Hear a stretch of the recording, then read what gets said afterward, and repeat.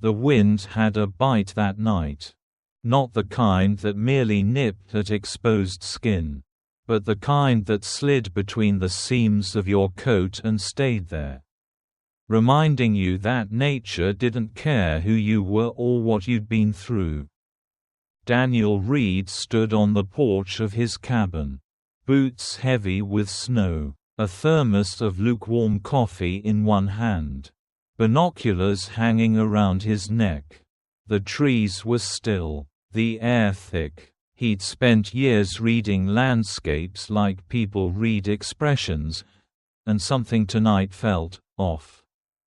Inside, a low whine. He turned. Rex was by the door, tail twitching, one paw lifted slightly off the ground. "All right," Daniel said softly, "let's go." Rex was a German shepherd, 7 years old. Intelligent to the point of unsettling. He had saved Daniel's life more than once. In burning buildings, avalanche zones, and once during a landslide in British Columbia.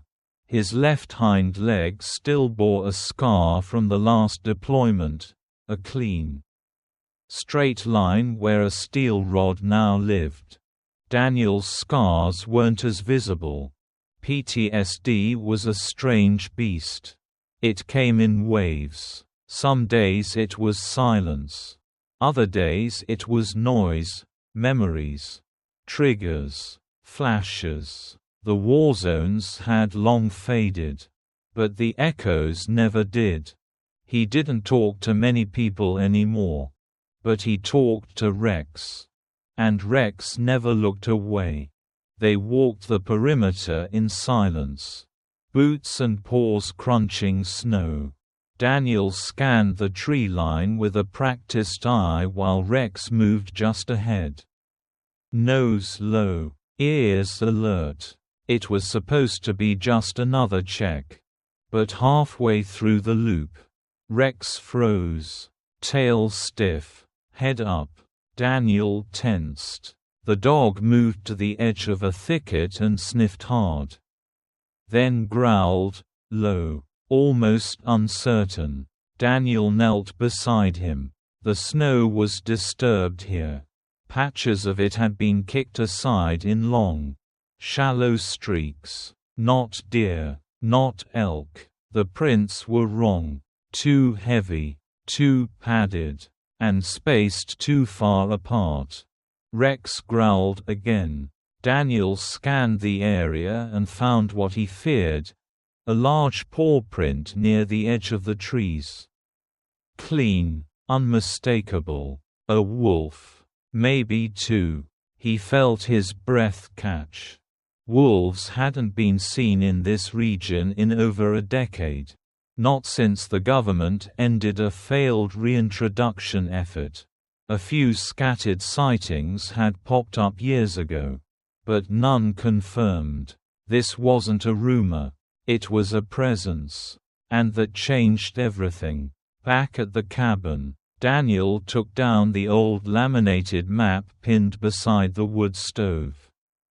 He traced the high ridges with a finger, following possible travel routes. Closest packs supposed to be over 200 miles north. He muttered. Rex lay nearby, watching him, occasionally licking his paw. Daniel sat on the floor beside him, resting a hand on the dog's back.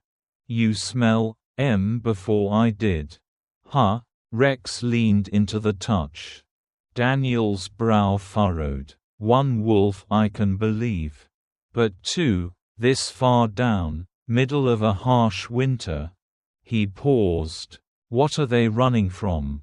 Over the next 2 days, signs kept showing up. More tracks. Scat. A half-eaten deer carcass left 30 yards from the southern edge of the trail. Rex picked up the scent and bristled before Daniel even saw it. The bite marks were large. Clean, not scavengers. Predators. And they were getting closer. Daniel considered calling the Forestry Service, maybe even Wildlife Control. But what would he say?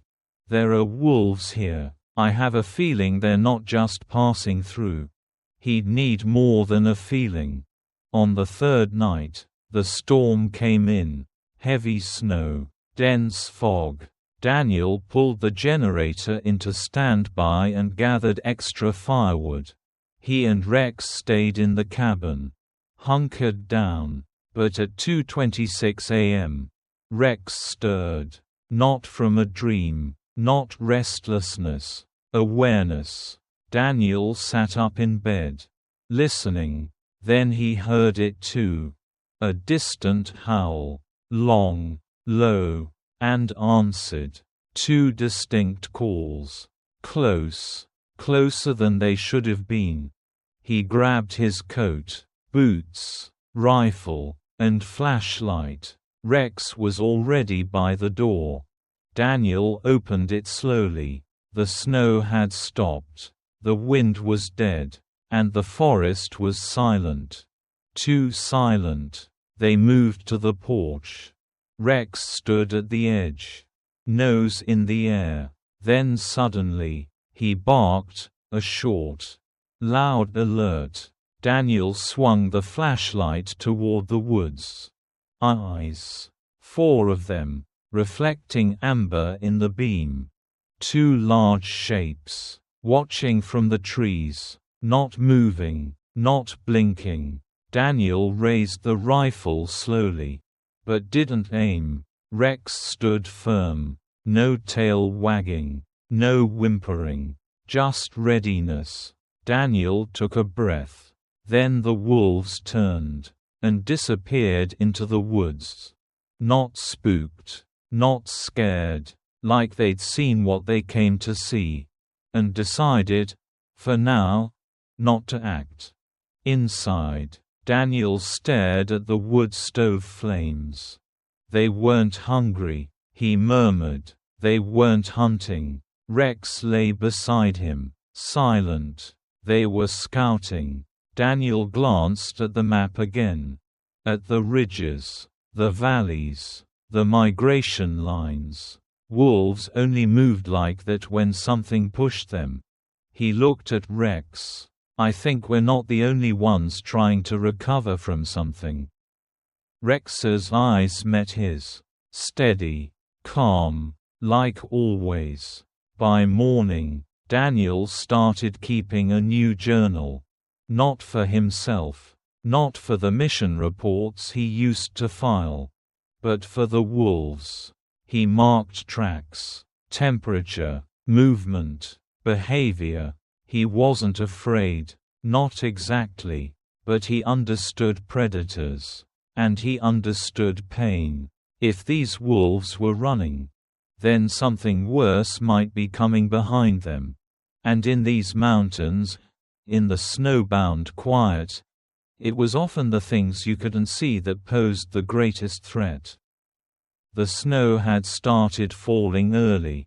By 3 p.m., the mountains were blanketed in white, with thick flakes drifting down in heavy silence. Daniel stood at the edge of the porch, mug of coffee in hand, watching the trees fade into ghost shapes beyond the ridge. It was the kind of afternoon where everything felt distant, muffled, like time itself was slowing down. Rex had been pacing by the back door all day, ears perked, body tense. Something was bothering him. Daniel noticed the change. Rex wasn't restless. He was tracking something, listening. At 3:32 p.m., without a bark or a whimper, Rex was gone. Daniel didn't panic at first. Rex had his routine. Sometimes he patrolled the perimeter, followed old trails, or made quiet loops through the trees. But by 4:15, Daniel knew something was wrong. He called. No response. He whistled. Nothing. The snow was falling faster now. thickening into sheets. Daniel threw on his parka, grabbed his rifle, strapped on snowshoes, and followed the tracks. Fresh paw prints cut a clean path through the snow, leading east toward the ravine near the frozen lake, a place Rex rarely approached without Daniel. The wind howled louder as he went. His breath came hard and fast. Then he heard it, a growl, then a chorus of howls. Close and angry, Daniel broke into a sprint. He crested the ridge and looked down into the shallow bowl near the dried lake bed. Rex was there, surrounded, at least 6 wolves in a loose semicircle, snarling, teeth bared, and standing at the center of them, lean, pale, and almost spectral in the snow, was a large white she-wolf. Luna. Her posture was tense but controlled. Ears forward, hackles raised. She was not attacking, not yet, but the tension in the air was thick enough to crack. Daniel raised his rifle instinctively, but paused. Then he saw why Rex wasn't fighting back.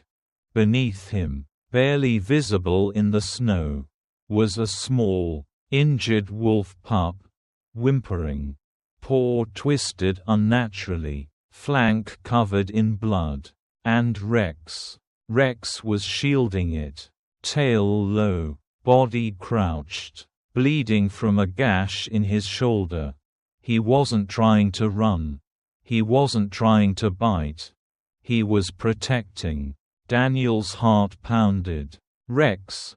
he shouted.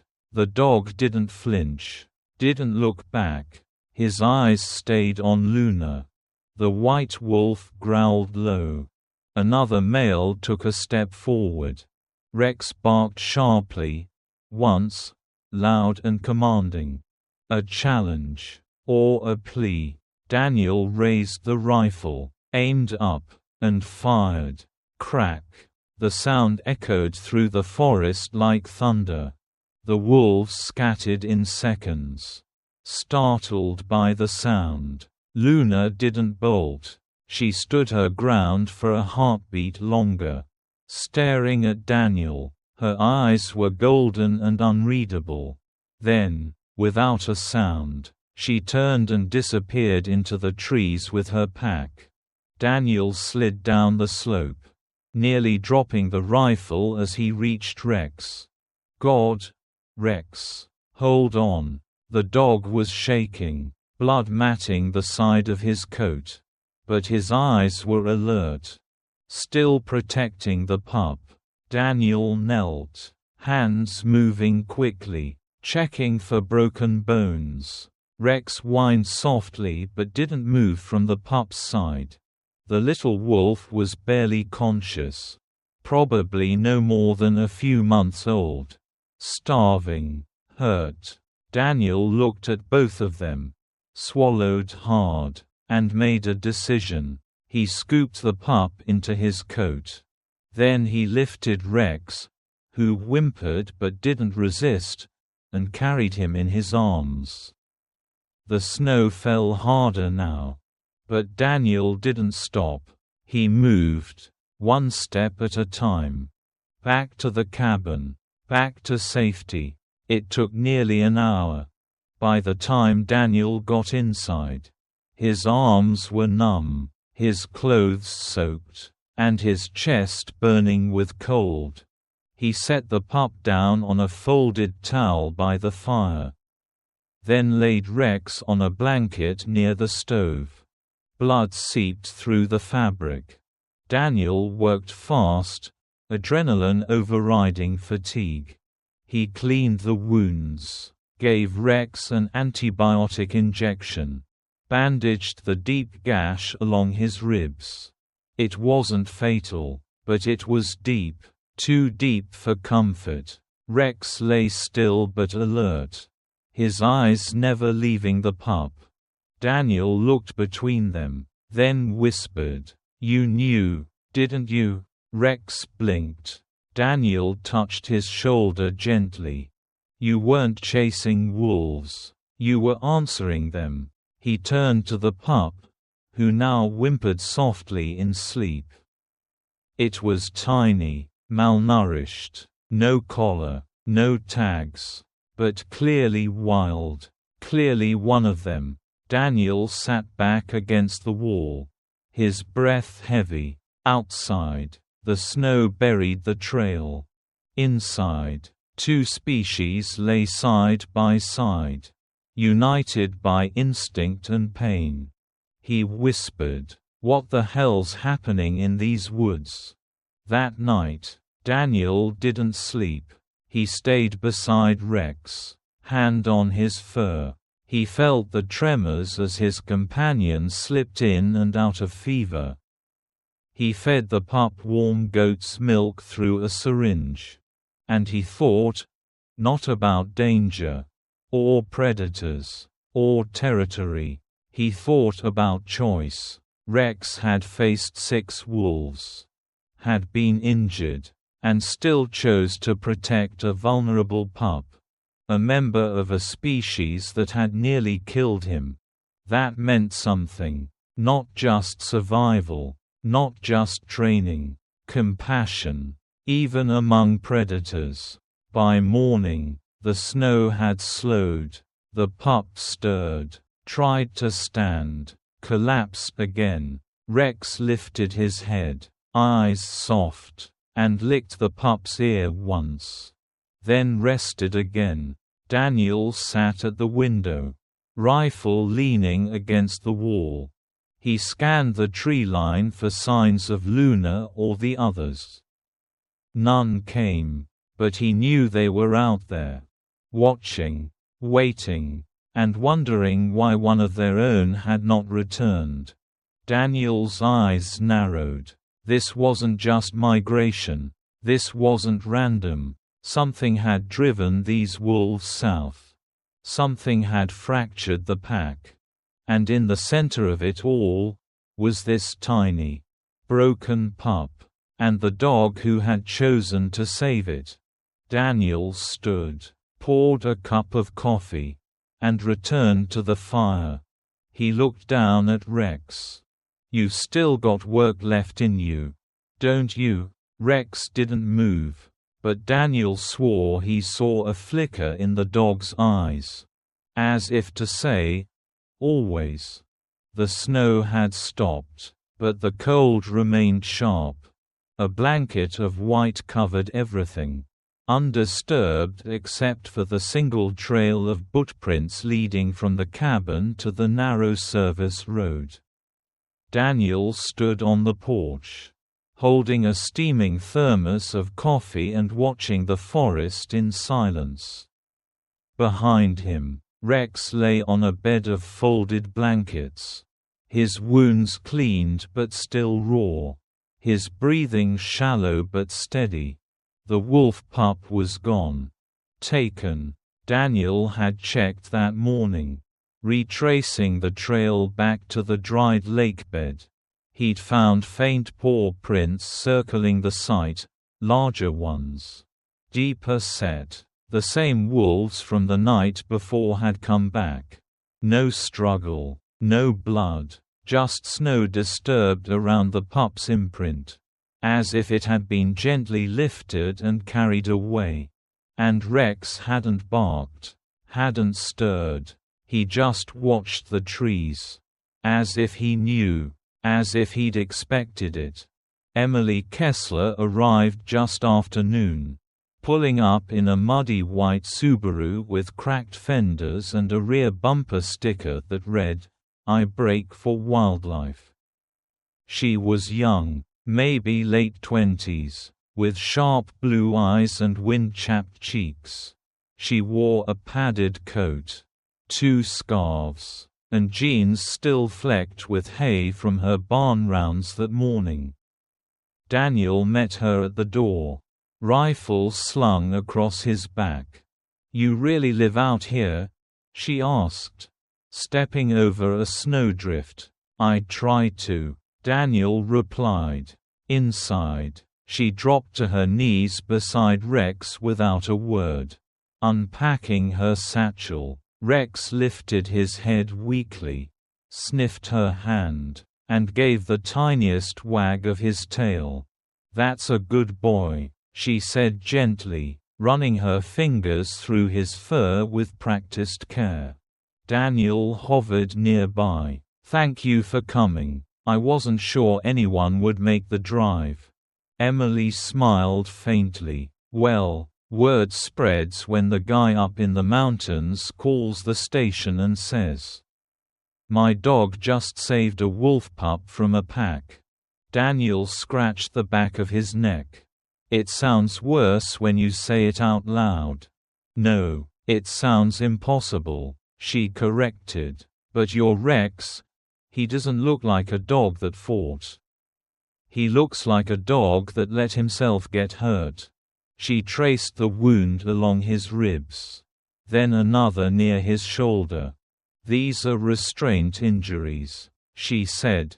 Daniel blinked. "What does that mean?" "Means he didn't fight back. He turned his side to them.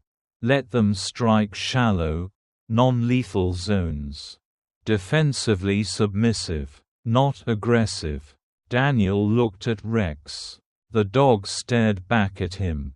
Calm as ever. Emily continued. "If he'd fought, we'd see deep punctures, rips, tear lines from full-on combat. But these say, 'I'm not your enemy.'" He was protecting something. Daniel exhaled. Slowly. "The pup." Emily nodded. "Did you see it?" "Yeah," he said. "Small, hurt, lying in the snow. Rex was curled around it when I found him." Emily paused, then leaned back on her heels.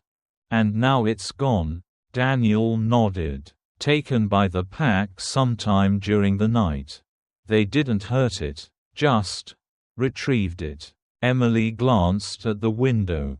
"You're lucky to be alive."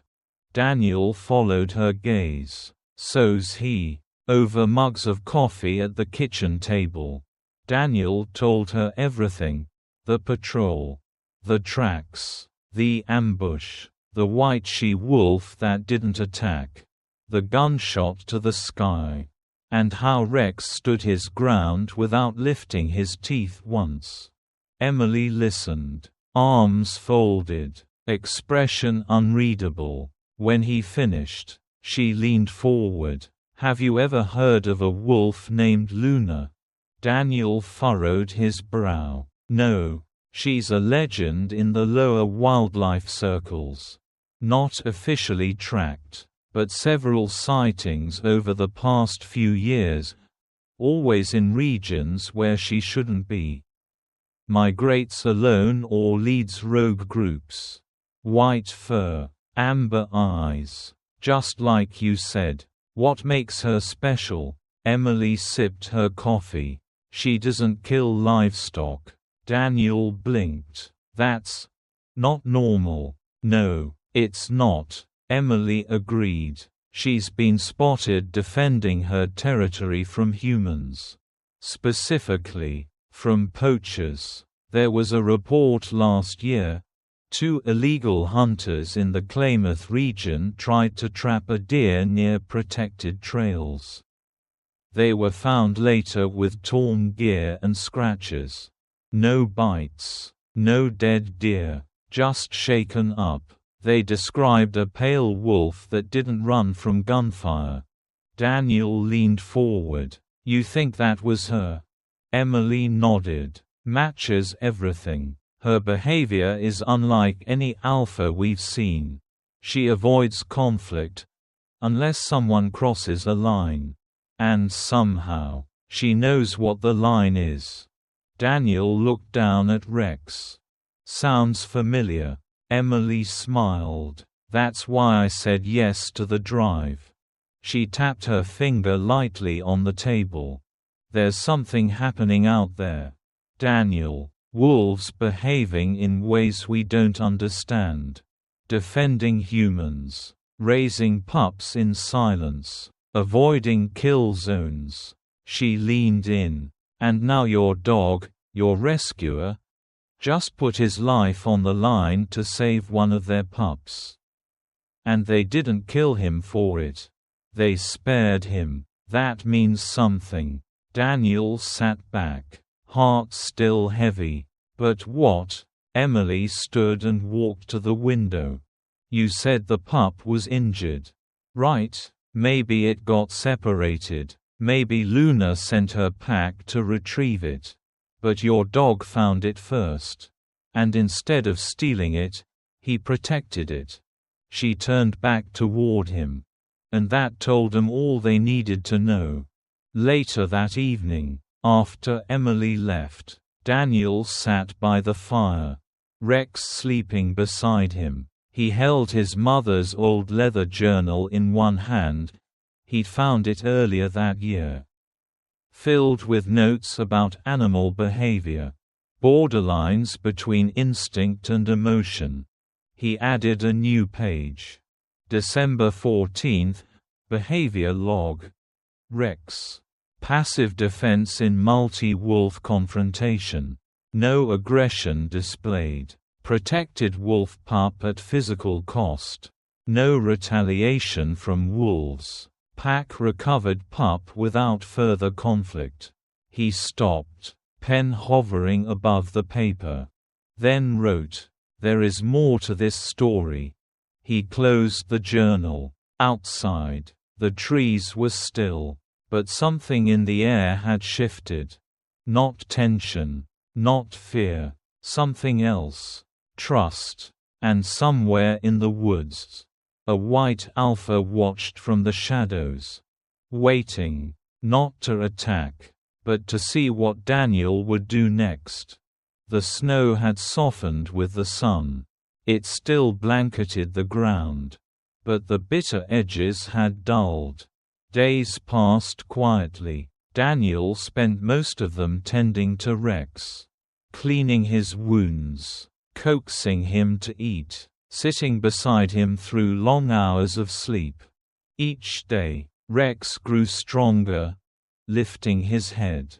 Rising to his feet. Walking again, slowly. His eyes stayed sharp, focused. But Daniel could see the effort it took just to move across the room.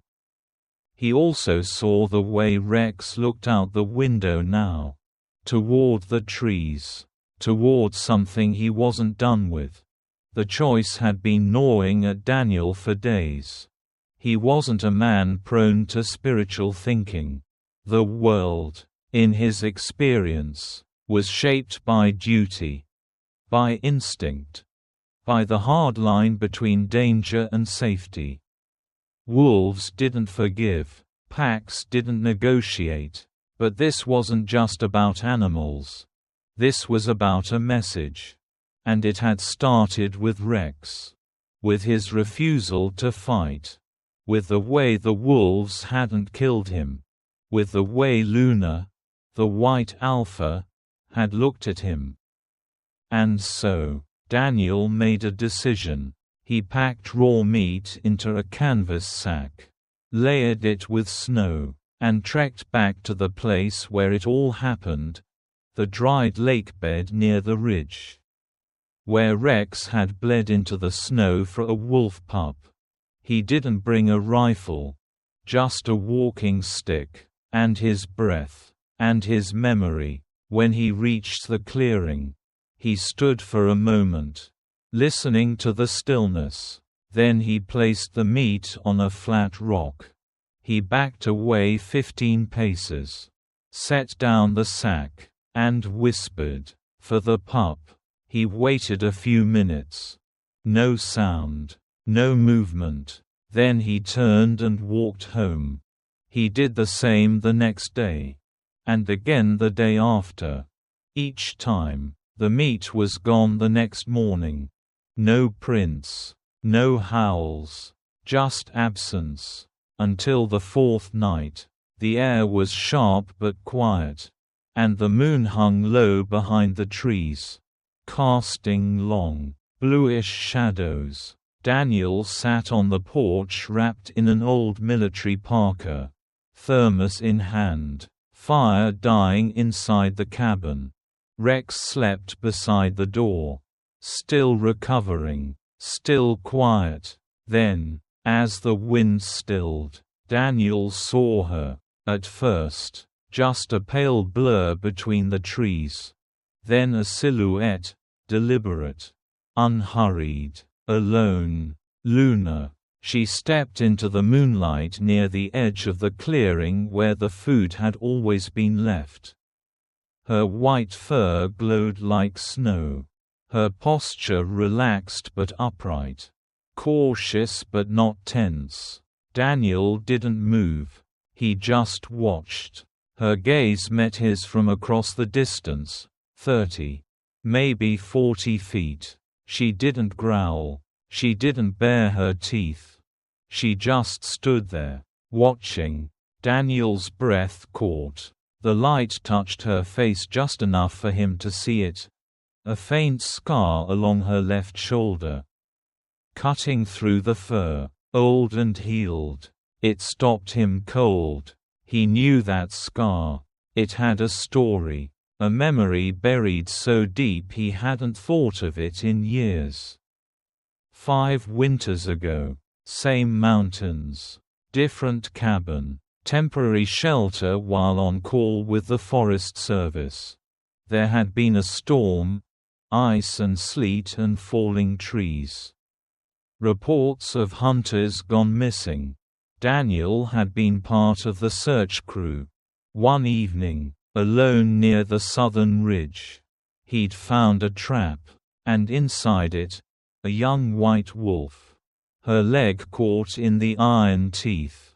Struggling weakly. She was bleeding, starving, near collapse. And Daniel, trained to report all wildlife encounters, hadn't called it in. He'd released her, covered the wound with snow to slow the bleeding. Watched her limp away, her golden eyes never leaving his face. He'd never told anyone. Not because he was afraid, but because something in that moment had made him stop seeing her as a target. He hadn't thought of her since. Until now. Until this scar. Until her. Luna. She was the same wolf. And she remembered. Daniel stepped off the porch. Slowly. Deliberately. Hands visible. No weapons. He walked to the edge of the clearing, the snow crunching softly beneath his boots. Luna didn't run, didn't flinch. She just stood her ground. Daniel stopped 10 feet from her. He said nothing at first. Just breathed. Then softly, quietly, "It was you." She blinked once. Not in understanding, but in something close to recognition. Daniel knelt, slowly, resting one hand on the ground. "I didn't know it then," he said, "but maybe that was the start of all this."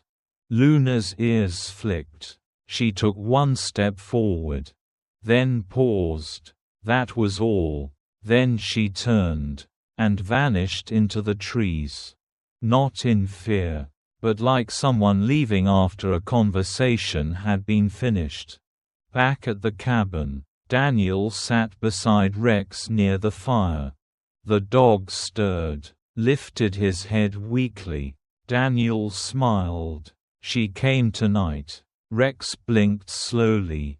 Daniel ran a hand through his fur.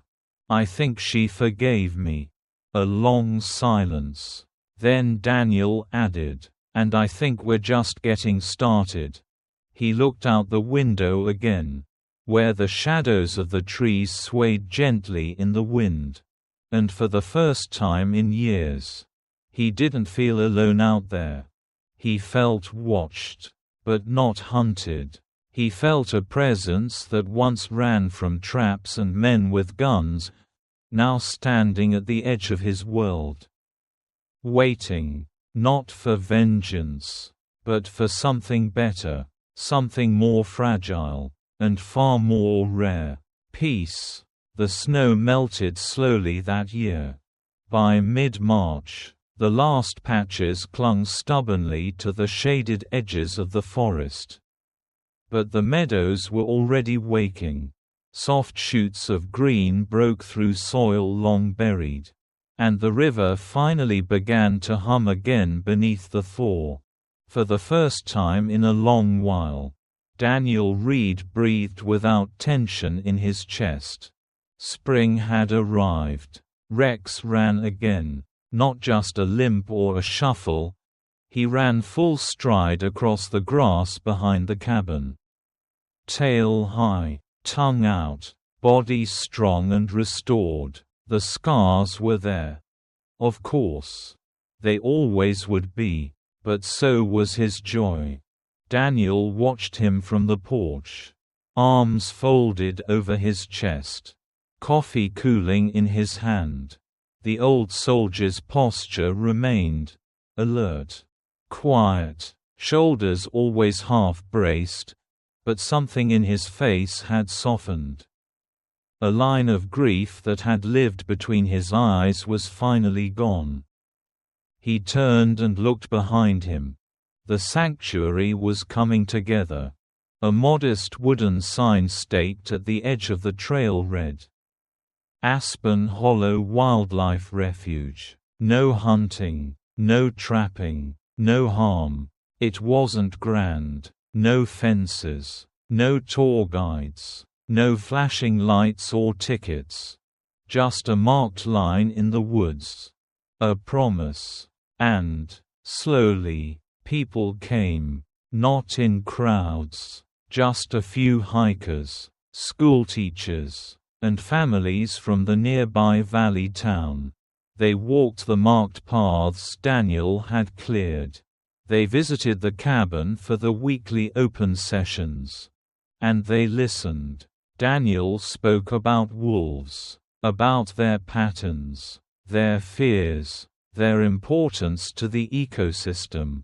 Emily, often by his side, talked about their intelligence, their familial bonds. She also spoke about dogs, about loyalty and healing, about the thin line between service and survival.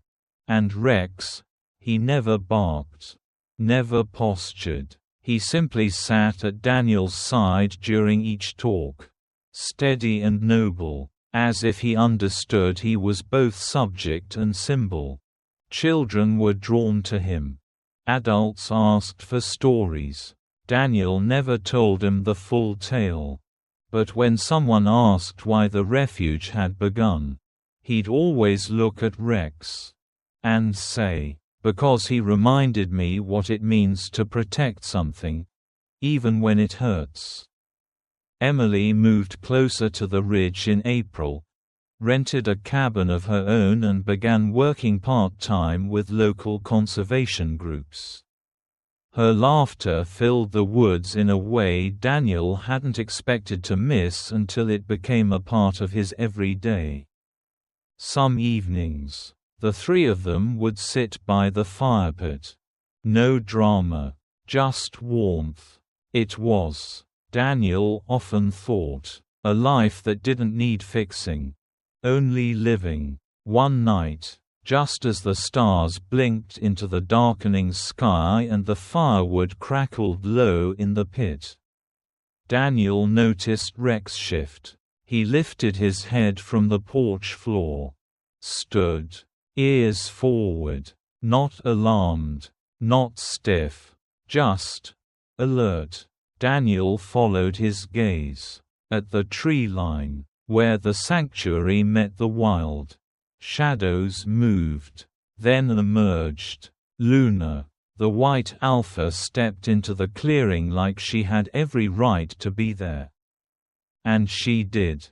Daniel rose to his feet. Slowly. He didn't call out. He didn't reach for the rifle. He didn't need to. Because beside Luna, just behind her pale flank, were two wolf pups, older now, maybe 5 or 6 months. Strong-legged, wide-eyed, they looked at Rex with something that wasn't fear. It was curiosity, recognition, even. Rex stood still, then stepped forward, just once. Luna didn't growl. She simply tilted her head, as if nodding. A quiet moment passed. Then, without sound, she turned. The pups followed, and the three of them disappeared back into the forest, snow crunching lightly beneath their paws. No drama, no chase, just a passing, a gesture, a thank you. Daniel sat down slowly. Rex returned to the porch and lay down with a soft huff. Eyes following the trail long after the wolves had vanished. Emily leaned close, whispering, "That was her, wasn't it?" Daniel nodded. "And the pups?" He exhaled. "The one he saved must have survived. Maybe both. Maybe. They wanted us to know." Emily was quiet for a moment. Then said softly, "You didn't just build a refuge for animals, Daniel." He looked at her. "You built one for yourself." Daniel didn't answer, but he looked at Rex, the dog who'd once thrown himself between a pack of wild predators and a fragile life not his own. The dog who'd chosen to protect when instinct screamed to run. Who had laid still in the snow, willing to suffer, for the sake of a broken pup. And Daniel saw something else now. Not just survival, but connection. A dog had crossed a boundary no human could. And in doing so, had bridged the distance between fear and trust. Between hunter and protector. Between two wounded beings, Rex and himself. And taught them both how to live again. That night, as the fire dwindled and the forest grew quiet, Daniel wrote in the back page of his old field journal, March 22nd, "The wolves came. No growls, no challenge, just silence. She brought her young to see him." That was the message. Not ownership, not fear, just recognition. Peace does not come with a gun. It comes with empathy, with mercy, with the courage to not fight back when everything in you says you should. Rex taught me that.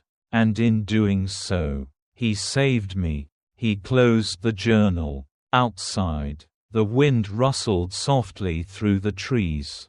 And somewhere in the forest beyond the trail, a pack of wolves moved like shadows, no longer hunted, no longer feared, just living, as they were meant to. Free. Thank you for watching the video. If you enjoyed it, please comment 1. And if you didn't, just hit like. See you in the next videos.